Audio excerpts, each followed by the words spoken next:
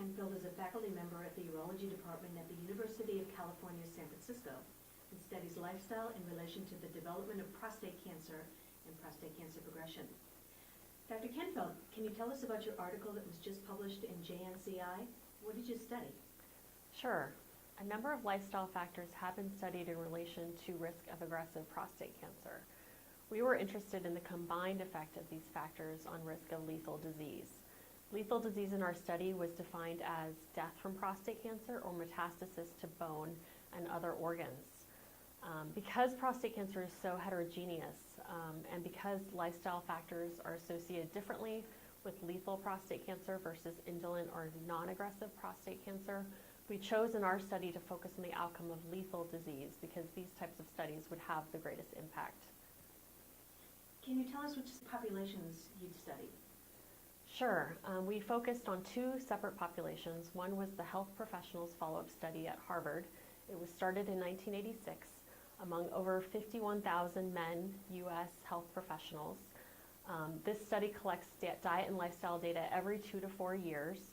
The other study is the Physicians' Health Study, which was started in 1982, and our analysis included over 20,000 men, U.S. health physicians. What we did in the study was we developed a score, a lifestyle score, in the health professionals follow-up study, and we applied that score to men in the Physicians' Health Study. And what was included in that score? So we looked at the literature to find out what factors were most consistently associated with risk of aggressive prostate cancer. We identified 6 factors. Those factors include vigorous activity, being non-obese, being a non-smoker or long-term quitter of 10 or more years, high intake of tomatoes, high intake of fish, and low intake of processed meat. We formed a score, so the score ranged from a score of 0, having no factors, to a score of 6, having all 6 factors.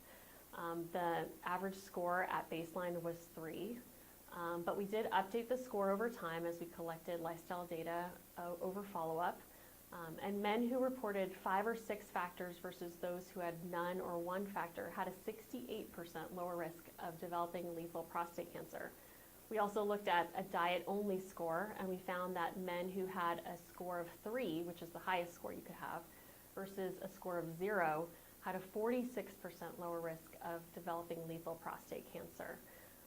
The findings from the Physicians' Health Study were similar, indicating a potential benefit of healthy habits for reducing risk of lethal prostate cancer. What do you hope men will take away from this study? Well, we hope that this will inform men that they can take action prior to a diagnosis of prostate cancer. There are different behaviors that men can adopt to reduce the risk of developing an aggressive form of prostate cancer. For men who are already diagnosed, we've published numerous findings showing that specific lifestyle factors after diagnosis are associated with lower risk of prostate cancer progression and prostate cancer-specific mortality. Some of these factors that have not been previously mentioned include intake of healthy sources of vegetable fat, such as avocados, olive oil, and nuts, a lower intake of high-fat dairy foods, such as whole milk, and reducing intake of specific supplements unless they're specifically recommended by a physician. So we actually just released a diet and lifestyle guide in collaboration with both the Prostate Cancer Foundation and the Harvard School of Public Health. This guide will be available on our UCSF Urology website, as well as the Prostate Cancer Foundation website, and we do plan to update this guide regularly to incorporate the latest information available. Now, I know that you focused on a healthy score. Is there any one factor that men should adopt if they were only going to choose one? So let me give you the big picture first. If all men over 60 adopted at least 5 of the 6 healthy habits that we've talked about, we would be able to prevent 47% of all lethal prostate cancer. We have also looked at each factor separately, and it seems that vigorous exercise is the most important factor of the 6 and may have the biggest potential benefit for prevention.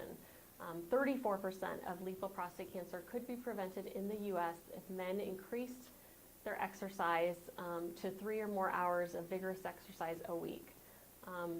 So I would recommend that if men were to pick one, that they would choose to add more exercise into their weekly routine, not only to reduce the risk of aggressive prostate cancer, but to improve their overall health, as exercise has been associated with prevention of coronary heart disease, stroke, high blood pressure, type 2 diabetes, some cancers, just to name a few. And so we really think that exercise does function as sort of a miracle drug for both disease prevention and improved well-being. Well, congratulations. Thank you.